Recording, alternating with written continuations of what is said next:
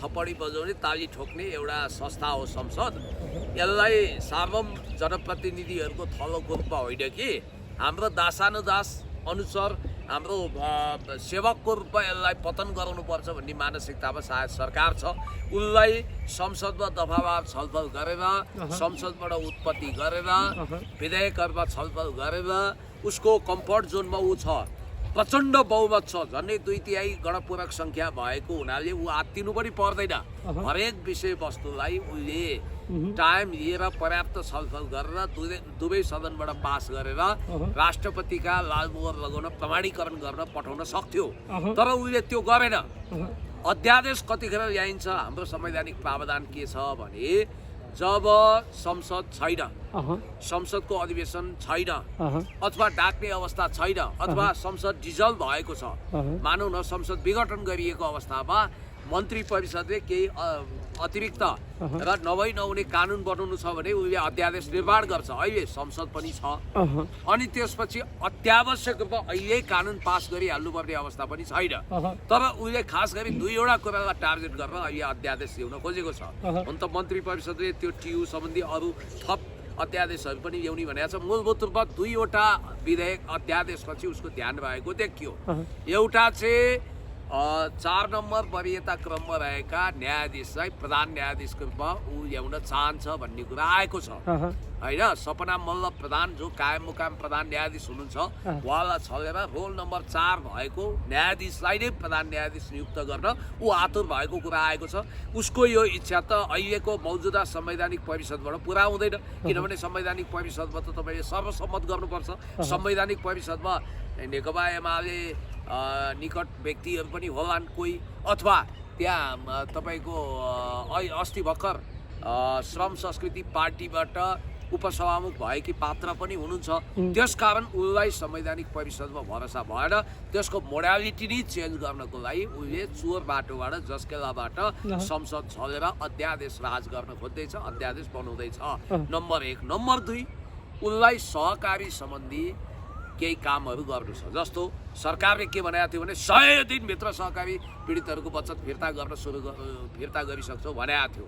अब समय घर्क्यो होइन, 30-40 दिन भइगयो। अब उस थोरै समय छ। उसले के गरिदियो भने सहकारी पीडक ठगहरू जो छन् तिनको घर घरानाबाट असुरूपर गर्दा मजाले सहकारी पीडितहरूको झन्डै 2 खर्ब बचत उसले फिर्ता गर्न सक्छ। 1 खर्ब 35 अर्ब। तर उसले के गरिदियो भने त्यसमा त जीवी राई समाज ल्याउनु पर्ने हुन्छ। जीवी राई ल्याएपछि छवि रवि कवि को जोडिन्छन् तपाईँलाई थाहा छँदैछ। ती सहकारी ठगहरू जो कोही जेलमा छन्, कोही कहाँ विदेशमा छन्, तिनलाई इन्टरपोलको रेड कर्नर नोटिस लगाएर कराब झ्याप बनाएर आकाश पाताल 2 पाताल यत्र तत्र सर्वत्र 3 त्रिलोक 14 वर्णबाट खोजेर ल्याउने दुःख गर्न सरकार लागेन। उसले सजिलो बाटो पक्रियो। त्यो भनेको के भने सहकारी ठगलाई सुनपानी छर्किने, गौत पानी छर्किने, वास्ता नगर्ने, पक्रिएर नल्याउने, पक्रिएकाहरूलाई पनि तपाईँको बाहिर निकालेर उनीहरूको सम्पत्तिको भ्यालुएसन गरेर उनीहरूको 3 पुस्तेबाट भनिन्छ सहकारी ठगहरूको सम्पत्ति 5 खरब बराबरको छ। त्यसबाट लिलाम बिक्री गरेर 2 खर्ब बचत फिर्ता गर्न सरकारलाई समस्या छैन। त्यो नगरेर उसले चाहिँ के गरिदियो भने प्रेम ओली भाइ मेरो उहाँको हामीले तिरेको करको दुरुपयोग गरेर त्यो कर विकासको लागि जानुपर्ने। तर सक्रिय प्रणाली अन्तर्गत अहिले 25 करोड रुपियाँ राजपत्रमा प्रकाशित गरेर कानुन बनाइसक्यो उसले।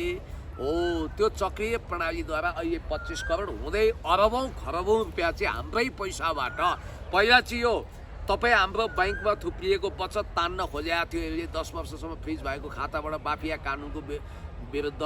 तर अहिले त्यसमा सफल नभएपछि उसले ठ्याक्कै अर्को बाटो पक्रियो। त्यो भनेको के भने तपाईँ हामीले ट्याक्स तिरेको पैसा विकासमा नलगाएर सहकारी पीडितको बचत फिर्ता गर्न उसले कानुन बनाउँदैछ, अध्यादेश। त्यो चाहिँ उसले राष्ट्रपति कहाँ पठाउनेवाला छ। राष्ट्रपतिले त्यसलाई प्रमाणीकरण गर्नुहुन्छ। पुण्यजी, संसदीय दलको अनौपचारिक बैठकको छलफलमा सभापति रवि लामिछाने ज्यूको सुझाव र निर्देशन तपाईँलाई मैले लिङ्क पठाइदिएको छु। त्यो हेर्नुहोस् एकचोटि। अध्यादेशको विषयमा विवाद आइसकेपछि, विवादित बनिसकेपछि अकस्मात संसदीय दलको बैठक आह्वान गरिएको थियो। अध्यादेशको बारेमा कसैको इच्छा पुरा गर्न या भनौँ कसैलाई फुटाउन अथवा कसैको विपक्षमा ल्याइएको होइन भनेर उहाँहरूले भन्नुभएको छ। एकचोटि पढेर सुन्नुहोस् त। म पढ्नु अगाडि एउटा कुरा तपाईँलाई भन्छु, रवि लामिछानेजी तपाईँले कुन मुखले बोल्नु भएको थियो? जतिखेर तपाईँले अध्यादेशहरूको र अध्यादेश ल्याउने तरिकाको विरोध गर्नुभएको थियो के भनेर थाहा छ? अहिले यो के देख्नु पर्यो? संसद छँदैछ, हामी सांसद जिउँदैछौँ, हामीलाई छलेर चोर बाटोबाट तपाईँहरूले अहिले अध्यादेश ल्याउनु मिल्छ? विधेयकमाथि छलफल गर्नुहोस्, जसकाबाट होइन मूल ढोकाबाट विधेयक ल्याउनुहोस् भनेर यही रवि लामिछानेले भन्ने। आज चाहिँ आफ्नो सरकार हुँदा चाहिँ अध्यादेश ल्याउने बाटो खोलिदिने तपाईँको यो ढोङ, तपाईँको यो पाखण्ड डबल स्ट्यान्डर्डलाई नेपाली जनताले चिनिसके। मेरो छातीबाट बुलडोजर चलाउनु या डोजर चलाउन पाइँदैन भन्थे, अहिले तपाईँको बस्तीभरि डोजर चलाउ। त्यही लक्ष्मण थारूलाई कैलालीमा हत्याकाण्ड मचाउने अपराधी फाँसी दिए पनि नपुग्ने भन्थे, त्यही लक्ष्मण चौधरीलाई सुनपानी छर्केर उहाँ त क्रान्तिकारी हुनुहुँदो रहेछ। मैले त कुरै बुझ्न सकिनँ, टेलिभिजनमा बेकार ट्याउ ट्याउ गरेछु भनेर वाहियात कुरा गरे हो। त्यही रवि लामिछानेहरूले के निर्णय गरेछन् एकचोटि म हेर्छु। अब तपाईँले मलाई अलिकति यहाँ पठाइदिनु भएको छ। तपाईँले छ नि पुण्यजी, तपाईँले पटक पटक भन्नुहुन्थ्यो क्या मूल्य वृद्धि भयो, पेट्रोलियम पदार्थको अचाकले मूल्य वृद्धि भयो। आजको यो निर्णयबाट आज तपाईँले स्पष्ट तपाईँको मुखभरिको जवाब आज पाउनु भएको छ। एकचोटि पढ्नुहोस् त। एकछिन, पेट्रोलको मूल्य किन बढेको रहेछ? रासपाले छलफल गरेर आज रिसोर्स निकालेको छ। एकचोटि हेर्नुहोस्। रासपाको निर्णय किन पढ्ने हामी? यो त रासपाको प्रचार गरिदिए जस्तो हुन्छ। हामी रासपाको प्रचारक हौँ र? सरकार र सरकार सत्तापक्षीय पार्टी रासपाले नागरिकलाई उल्लु बनाइरहेको छ, भ्रम पारेको छ। उनीहरूले भ्रमको पोको पन्तुरो बाँडेका छन् हामीलाई। हामी पढ्न विवश छैनौँ, बाध्य छैनौँ। मैले त यो सरकारको निर्णय होला भन्ठाने। त्यो पार्टीको प्रचारक होइनौँ, हामी प्रवक्ता होइनौँ।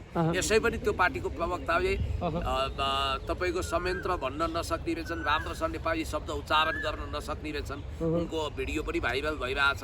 त्यसकारण म तपाईँलाई भन्छु, महँगी बढेको कुरा उहाँहरूले कसै गरी जस्टिफाई गर्न सक्नुहुन्न। किनभने तेल ल्याउने भनेको मेडिटेरियन सी र ब्ल्याक सीबाट हो, स्ट्रेट अफ हर्मुजबाट होइन। यसै पनि भारतमा अनावश्यक मूल्य वृद्धि गरेको भनेर यहाँभन्दा कैयौँ गुणा सस्तो तेलको भाउ अलिकति बढाएको हुनाले अहिले घटाइ पनि सक्यो। नेपालमा त भाउ घट्ने नामै लिँदैन, झन्भन्दा झन् बढिरहेको छ।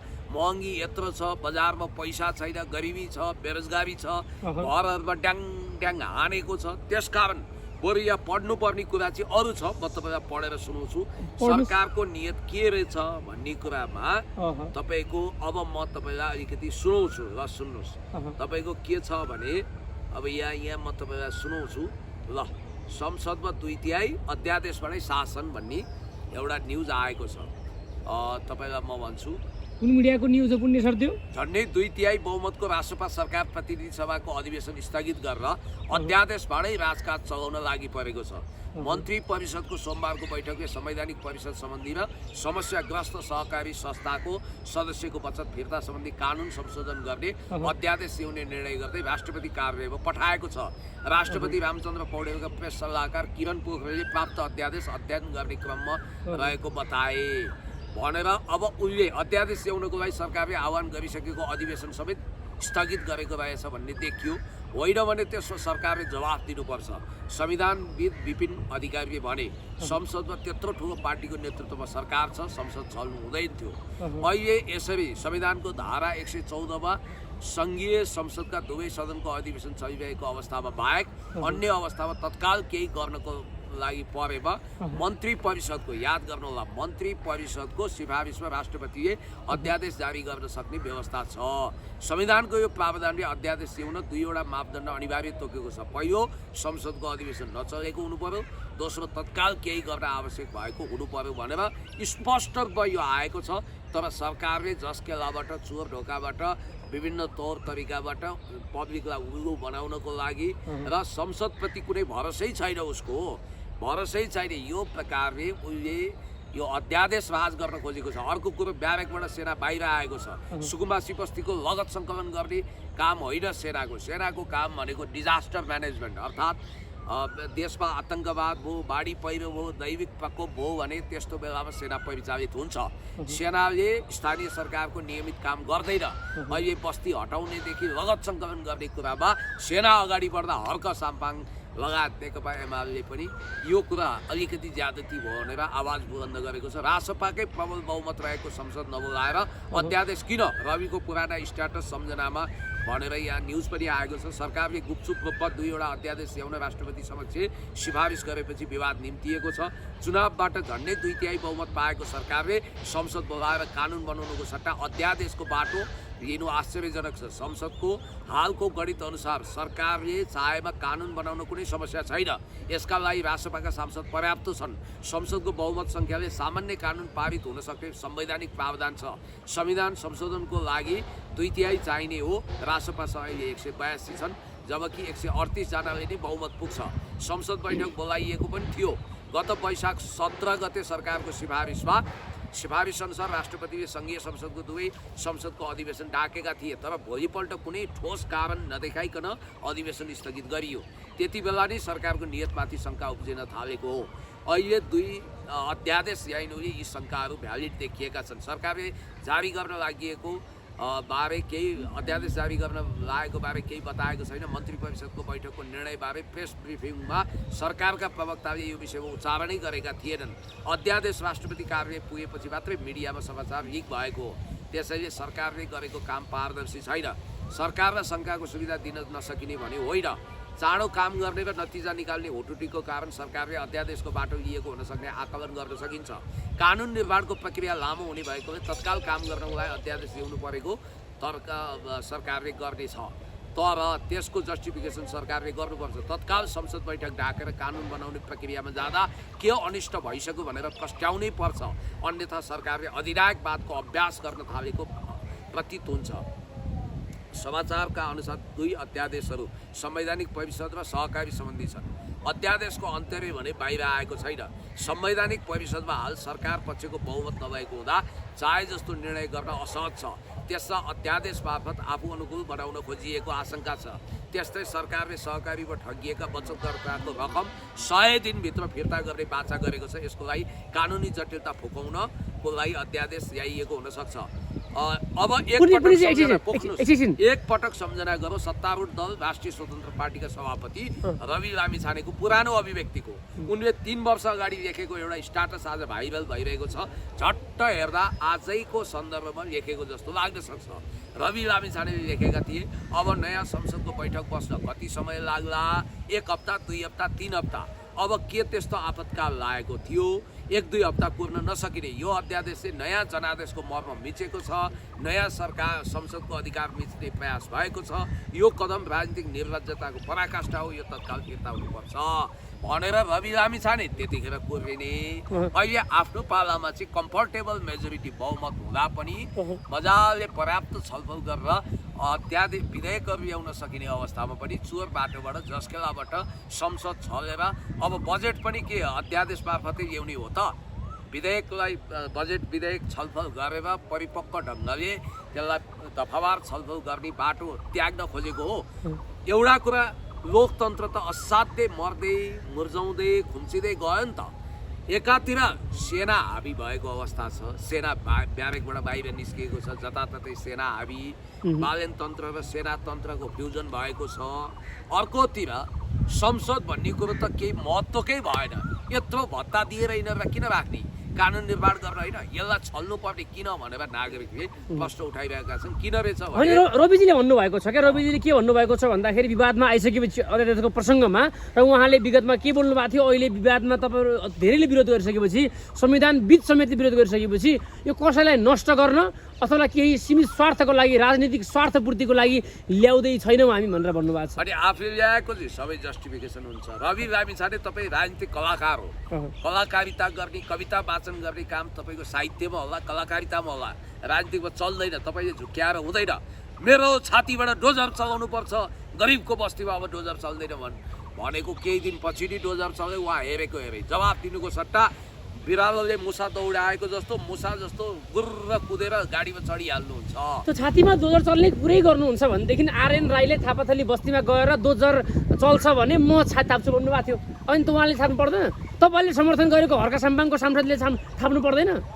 त्यसो भए त्यो चाहिँ उहाँलाई सोध्नुहोस्। छाती थाप्नै बाँकी होला अरू बस्ती पनि खाली गर्दैछन् विराटनगरमा पनि हान्दैछन् रे त्राइमाम छ आयतोला छन् त्यसकारण म तपाईँलाई के भन्छु भने आज नेपालमा बाल एन्ड राजको कारण हेर्नु त एकजना बच्चा मरेछन् नि आज मलाई साथीले भन्दै हुनुहुन्थ्यो कठैबाट सुकुम्बासी बस्तीमा एकजना बच्चाले आत्महत्या गरे 17 वर्षीय हो 17 वर्षीय बच्चाले म उनलाई हार्दिक श्रद्धाञ्जली दिन चाहन्छु बालेनजी यो सरकारका प्रतिनिधिहरू गरिबको आँसुले पोल्छ गरिब भनेको दरिद्र नारायण हुन् भोको पेटको आशीर्वाद पनि तपाईँलाई लाग्छ यदि त्यो पेट भर्नुभयो भने गर्नु के पर्थ्यो भने प्रेम भाइ त्यो गरिबहरूलाई म तपाईँलाई जस्तो तपाईँहरूले भिडियो खिच्नुभयो ल्याउनुभयो यहाँ के न्यारेटिभ्स बनाइयो भने ल हेर कत्रो ठुलो हुकुमबासीको महल अरे बापरे सुकुम्बासी बस्तीमा हुकुमबासीको घर भने त्यो घरको कथा तपाईँलाई थाहा छ आज म दिन्छु ल सुन्नुहोस् यो कहानी के छ 3 तले सुकुम्बासी घरको कहानी के छ सुन्नुहोस् तपाईसँग थाहा छ म भन्छु यो सरकार यो सुकुम्बासी बस्ती बाहिरका राजनीतिक सुकुम्बासी आज अरब खरबपति बनिसके 35 करोडको मालिक भयो हिजो भरियाको छोरो नाच्दै गाउँदै हिँड्ने भरियाको छोरो आज रहस्यमय तरिकाले पौरखै नगरिकन 35 करोडको मालिक हुँदा हुकुमबासी हुँदा त्यो पनि त सुकुम्बासी सरह हो नि म त धनाढ्य परिवारमा जन्मिएको मान्छे मेरो बुवाले कहिले भारी बोक्नु परेन तर भारी बोकेर हिजो जीवन निर्वाह गर्नेहरूको छोरा आज 35 करोडको हुकुमबासी हुँदा कसैलाई समस्या छैन तेरो सम्पत्तिको स्रोत के हो भनेर सोध्दैनन् तर ती सुकुम्बासीले सिंहदरबारमा बसेर लुटे संसद भवनमा लुटे सरकारी पैसा लुटे तिनीहरूले घुस खाएन तिनीहरू इमान्दार भए ज्यामी काम गरे अनि त्यसपछि विदेशमा गए पसिना बगाए किराना पसल गरे पौरख गरे डकर्बी सिकर्बी भए 2 पैसा जोडे त्यसको कहानी के रहेछ त्यो 3 तले घरको जो अहिले मिडियामा प्रचारित गरिएको छ त्यो श्रमले उभिएको घर हो के श्रमले उभिएको तपाईलाई त्यसको कहानी बताइदिन्छु कहाँ उभियो भन्ने कुरा सुन्नुहोस् मलाई त्यो परिवारले चाहिँ आफ्नो नाम नभनिदिन भनेको छ किनभने अब भोलि समस्या पर्ला उहाँहरूलाई भएको के रहेछ भने मानव कुनै रामप्रसाद भन्ने मान्छे फ्याङ्लो झोला बोकेर सुकुम्बासी बस्तीमा वर्षौँ अगाडि गयो उसको हातमा सिप थियो तर उसको 1 चपरी जमिन थिएन सिप थियो हातमा फर्निचरको काम गर्यो ज्यामी काम गर्यो के गर्यो ठेकदारी गर्यो 2 पैसा कमाउँदै जाँदा अलिअलि बचत गरेछ आजभन्दा 20 वर्ष अगाडिको कुरो अनि उसले एउटा राम झुपडी खडा गर्यो पहिला उसका बालबच्चा त्यही जन्मिए तपाईँहरू जस्तै प्रतिभाशाली थिए पढे लेखे कसैले जब गरे विदेश गए अनि त्यसपछि भयो के भने त्यहाँबाट 2-4 पैसा आयो एउटा मानिस गरिब छ सुकुम्बासी छ अनि उसले के सोच्यो भने ओहो बाहिर जमिन किन्न त महँगो छ एक दिन यो सरकारले हामीलाई जमिनको लाल पूर्जा दिएला भन्ने आशले उसले त्यहाँ घर पहिला 1 तला बनायो 1 तला बनायो फेरि व्यापार व्यवसाय गर्यो कसैलाई ठगेर मारेर कुटेर काटेर होइन पसिना रगत आँसु भगाएर परिवारका सारा सदस्यहरूले खाइ नखाइ फेरि अर्को तला थपे अब अलिअलि भाडा पनि आएर भुइँ तलाबाट अनि अर्को तला कहानी भन्दै गर्नु होला तर भाडा लगाउन पाइन्छ ए बाबा सुकुम्बासी बस्तीका मान्छेले खानु परेन लाउनु परेन उनीहरू मानवीय छैनन् उनीहरूले चाहिँ गर्नु हुँदैन तपाईको यो देशमा सुकुम्बासी बस्तीको मान्छेले नेपालको महान नागरिकता त्यागेर अमेरिकी नागरिक भए सहकारी ठगे सुकुम्बासी बस्तीको मान्छेले सिंहदरबार जलाए बीआईसीसी जलाए अपराध गरे अनि त्यसपछि राजस्थानबाट 50 वर्ष अगाडि गोटा बोकेर आउने यहाँ खरबपति छन् अहिले माडवारीहरू सुकुम्बासी बस्तीका मान्छेले लुटे उनीहरू वास्तवमै अत्यन्तै सोझा हुन् के उनीहरू आफ्नो अधिकार माग्न लडाइँ गर्न सिंहदरबार गएन सायद उनीहरू गएको भए लाल पूर्जा पाउँथे होला उनीहरूले यो सोचे कि एक दिन दयालु सरकार आउनेछ हाम्रो जग्गाको नापजाँच गर्नेछ अनि हामीलाई लाल पूर्जा दिइनेछ अनि हामी नक्साको पास गर्छौँ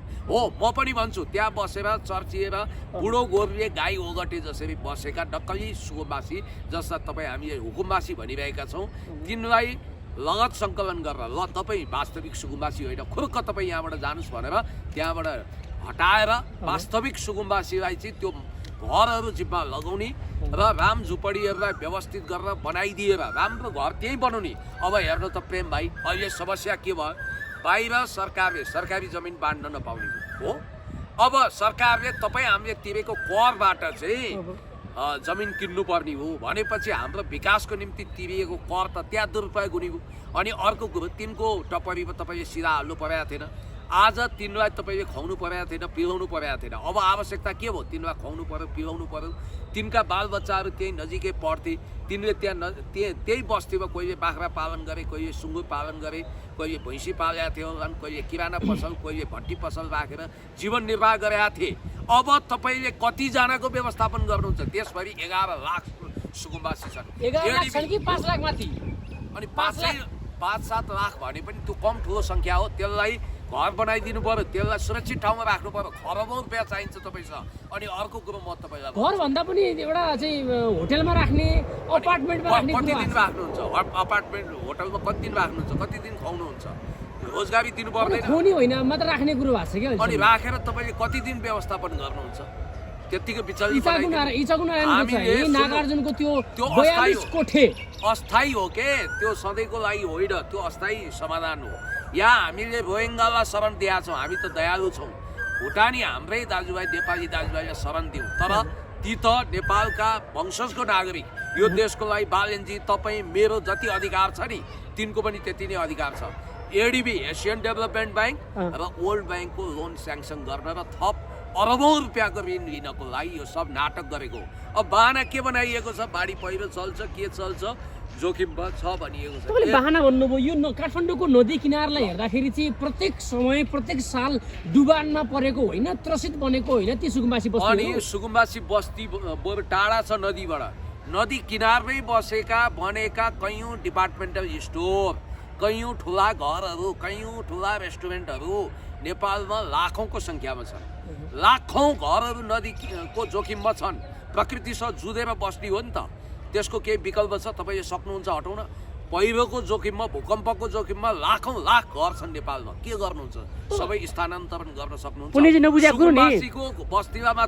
सुकुम्बासीको नाममा राजनीति गर्ने र भोट ब्याङ्क बनाउने त्यो प्रथाको, त्यो संस्कारको त बालन शाहले जबैदेखि राजनीतिको त्यो एउटा एजेन्डाको राजनीतिको त अन्त्य गरिदियो। त्यो राजनीति गरेर के गर्ने? सबभन्दा बढी मत तिनै हातहरूले त्यही रासोपाला हाल्यो, अहिले पछुताइरहेका छन्। भनेका छन् हामीले घन्टीलाई भोट हाल्यौँ, घन्टीले हामीलाई बजायो। अब त्यहाँ अर्को न्यारेटिभ, चर्चहरू भत्कियो भनेको छ। 9वटा चर्च भन्दा बढी मन्दिर भत्किएको छ त्यहाँ। चर्च भन्दा बढी विद्यालय भत्किएको छ। चर्च भन्दा बढी त्यहाँ बुद्धको गुम्बा भत्किएको छ। म तपाईँलाई भन्छु, हरेक वैदिक सनातनी, हामी जस्तै आज मैले मेरो बुवाको श्राद्ध थियो, श्राद्ध गरेर आएँ।